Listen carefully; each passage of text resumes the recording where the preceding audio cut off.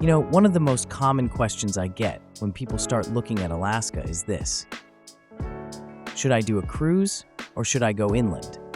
And the honest answer is, it depends on what kind of experience you're actually looking for, because those two trips feel nothing alike. A cruise is easy. You get on the ship, unpack once, and everything just kind of flows from there. You wake up, grab some coffee, step out on your balcony, and there's a glacier sitting out there, like it's no big deal.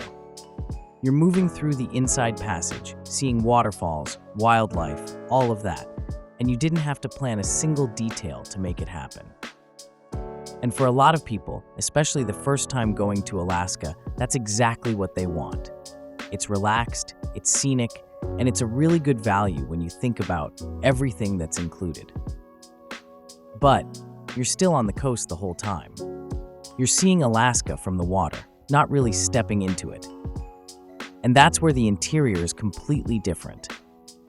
When you go inland, places like the Kenai Peninsula, Denali, Anchorage, and Fairbanks, interior travel slows down in a different way. It feels bigger, quieter. You're not sailing past the landscape anymore, you're standing in it. You might be on a train cutting through the mountains, or out looking for wildlife, or just staring at Denali on a clear day thinking, okay, this is what I came here for. It's a deeper experience, but it also takes more effort. You're dealing with transportation, hotels, timing. It's not hard, but it's not the same just show up and relax feeling that a cruise gives you. So what ends up happening is people feel like they have to pick one and give up the other. If you cruise, you miss the interior.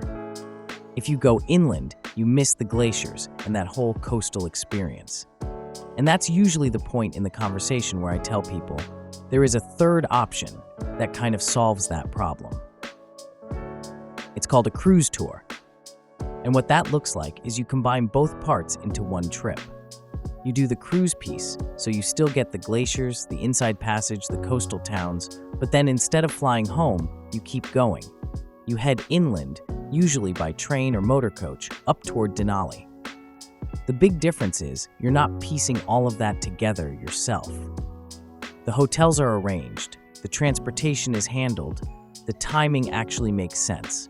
It takes what could feel complicated and makes it feel a lot more like a continuation of the trip instead of a second trip you had to plan. And for a lot of people, that ends up being the best option. Because Alaska isn't just one thing. It's not just glaciers, and it's not just wilderness. It's both. And when you experience both sides of it, the trip just feels more complete.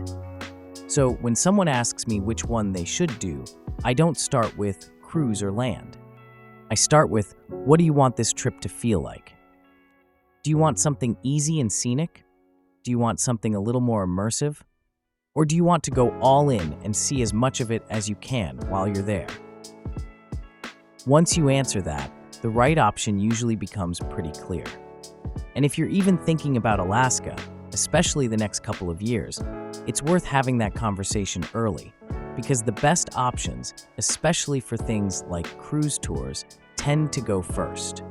If you're thinking about Alaska, especially 2027, head over to seassummitsskies.com. We'll build something that actually fits how you want to experience Alaska.